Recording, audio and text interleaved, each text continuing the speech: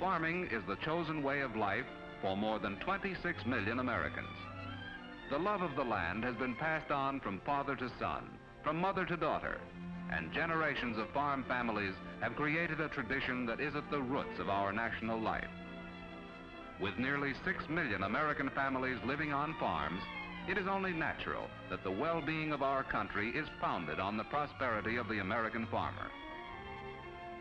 When farmers are doing well, the people in our cities usually are prospering too. Because anything that contributes to better farming is good for the whole country, America's progressive oil industry has long been deeply interested in the farmer's problems. A good example of this interest is the part the oil companies play in developing the use of power on the land. From their refineries come fuels and lubricants to meet the special needs of power farmers. In their laboratories, they develop an ever-increasing number of petroleum chemicals for plant growth, plant protection, and good soil management. They work with colleges and universities on the improvement of products and on getting product information to the farmers. They make it convenient for the farmer to buy fuels and lubricants by delivering them to his door. And over the years, power in agriculture has so revolutionized life on the farm that the span of time between 1900 and today might just as well be reckoned in centuries as in years. This, then, is the story of those centuries. They were lived on one farm, the Salter Farm.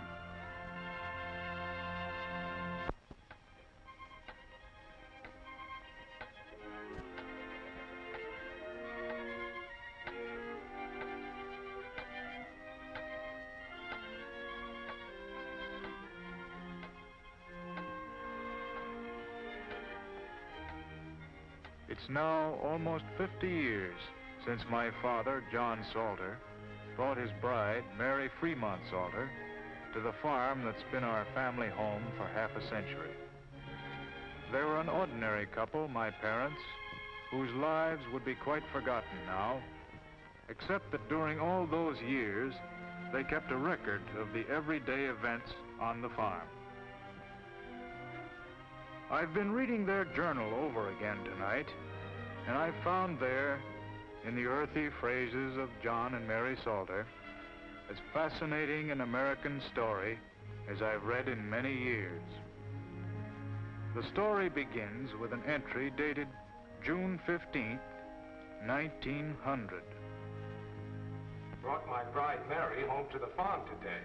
Arrived about noon. Showed Mary her new home.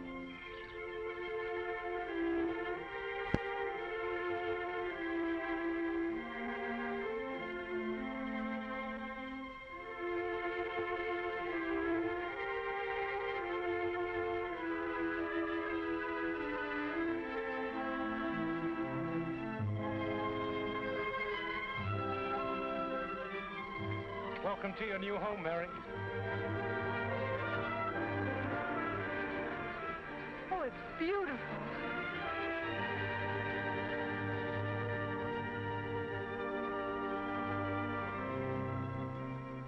I'm so happy, John.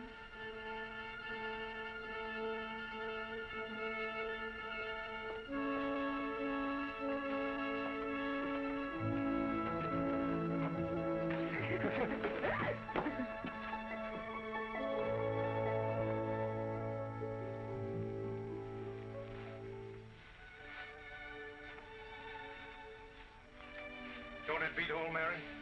Even on your first day home, the cows have to be milked. I'm glad we've got cows to milk, John, and land to plant, and a lovely house to live in, and... You like it then, Mary? I love it, John. Those early years of my parents' married life read like happy ones, but they had their misfortunes, too. Old Major died of colic today, right in the middle of getting the hay in. Mary and I praying that good weather holds out. We'll try to buy one of old Ben Jones's horses tomorrow.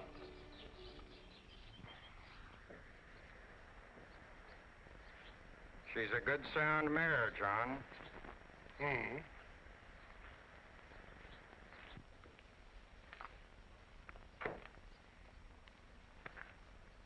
How old is she, Ben? 6.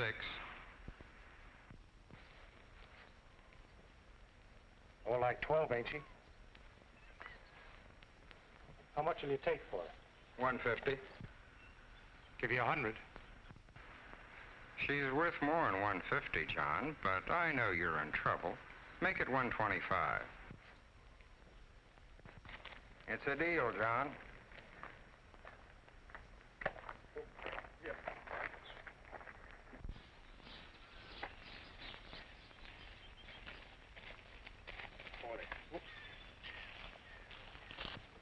The old robber. That horse ain't worth a cent more than 100. He knew you were in a bad fix. If that ain't bad enough, I have to waste the whole day when I should have been getting that hay in. Giddy up.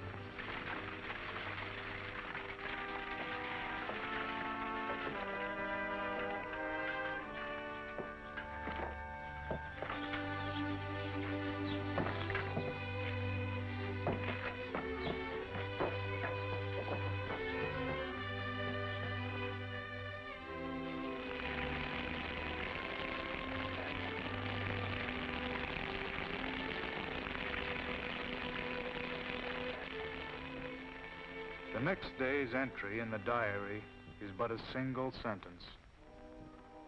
July 9th, 1905. The hay was ruined.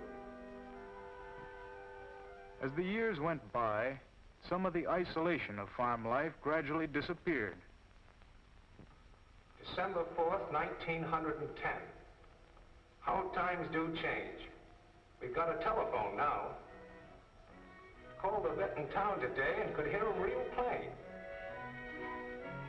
There's already 12 families on our line. And imagine Helen Simpson worrying about giving the baby barley water. Why, I remember how fretful our Johnny was. Those years when I was growing up were good years for John and Mary Salter, but they were not easy years.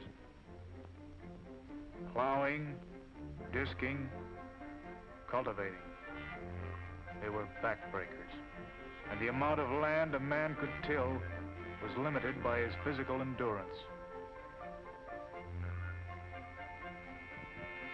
We grew enough to supply all our own needs, potatoes and the other vegetables, pork, chickens, fresh eggs, and we certainly ate well enough.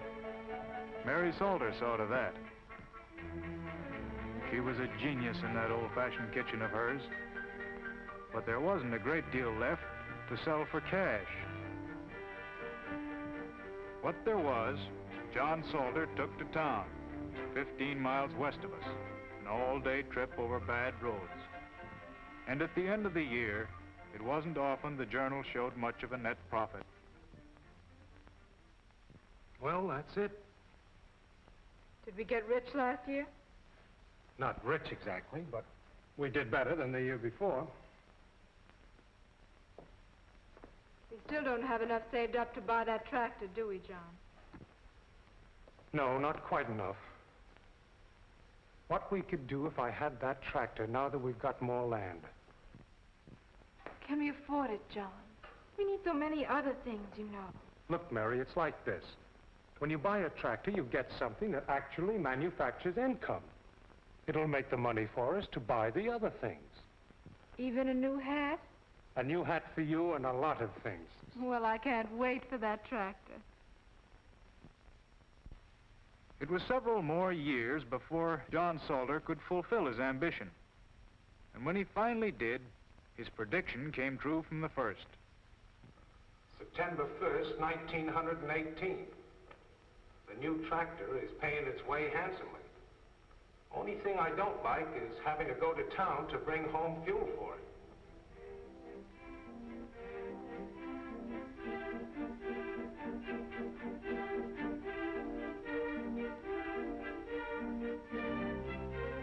Once he had his first tractor, John Salter was impatient to make the most of it.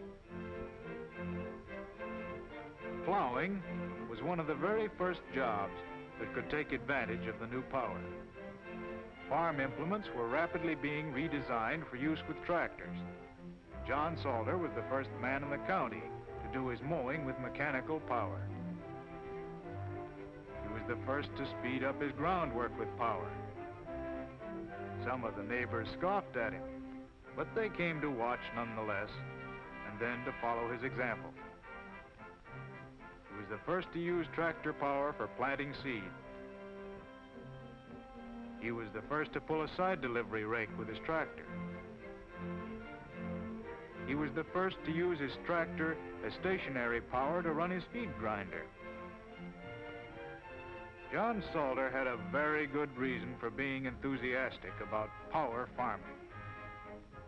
In the old days of horses and muscle, it had been a struggle to produce enough for his family with a little bit left over to sell. Power had let him increase his production to such an extent that he could easily supply his own needs and have a sizable surplus to sell on the market. Using power in many ways had put real cash profits into farming. So it was only natural that John Salter welcomed anything new in power farming.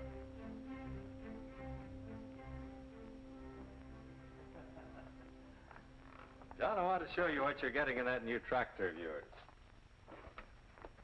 I've got a new tractor, Henry. I'm going to use gasoline. I'll get more power. That's all I want to know. But how you're getting it is interesting. Look here. In the other tractor, you had a pressure on the fuel mixture as the piston squeezes it of maybe 95 pounds per square inch.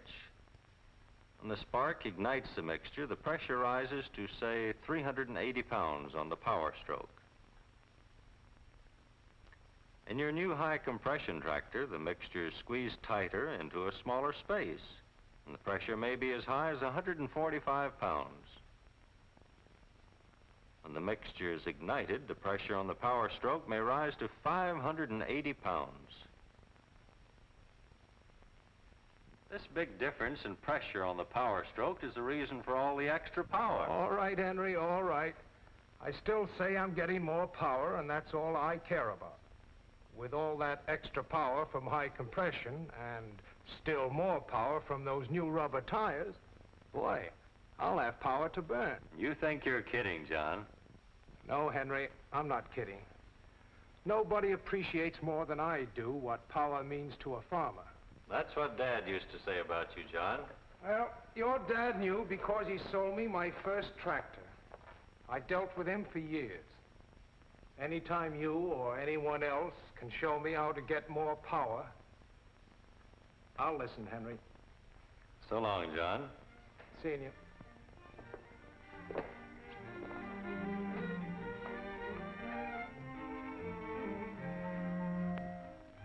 When he said anyone else, John Salter probably was thinking of another good friend and advisor who called on him often.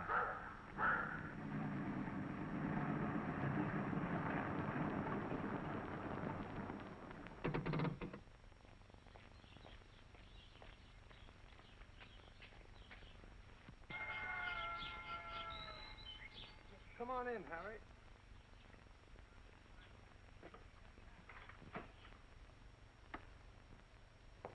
Hello, Harry. Hi, John. I'll need oil and gasoline. Oh, and Mrs. Salter wants some things. Here. Okay. Anything else? Yes. I want you to look at the pitman bearing in my mower. It's throwing grease.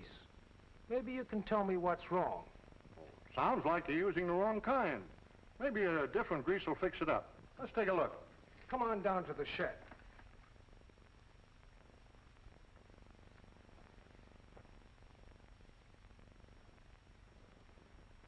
In contrast to the old days when he drove to town for tractor fuel, John Salter now had such supplies delivered to his door. And the tank wagon driver had become a friend and advisor in whom he had confidence. As he himself said, John Salter was quick to seize anything that would give more power better performance, and greater economy. And more than one farmer in our county was grateful to him for his enterprise. This modest entry, made July 2nd, 1940, only hints at the real story. Helped Tom Maloney get his wheat cut.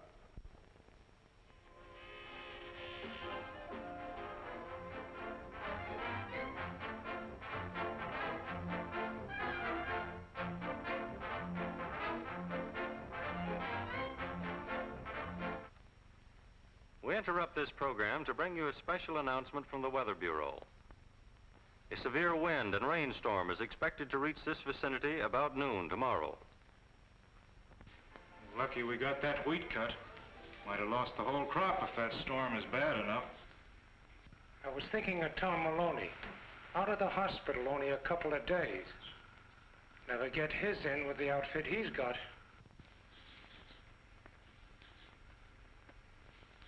Let's go, Dad.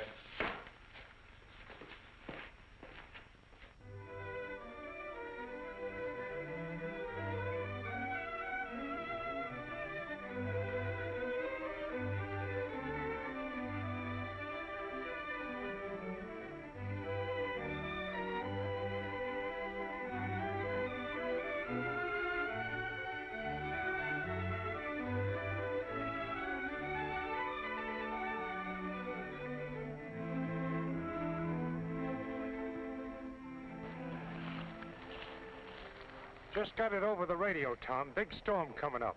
Johnny and I'll give you a lift. Thanks, John. And you, Johnny. We'll start cutting from that corner over there, okay? Fine. Sure. Thanks, fellas.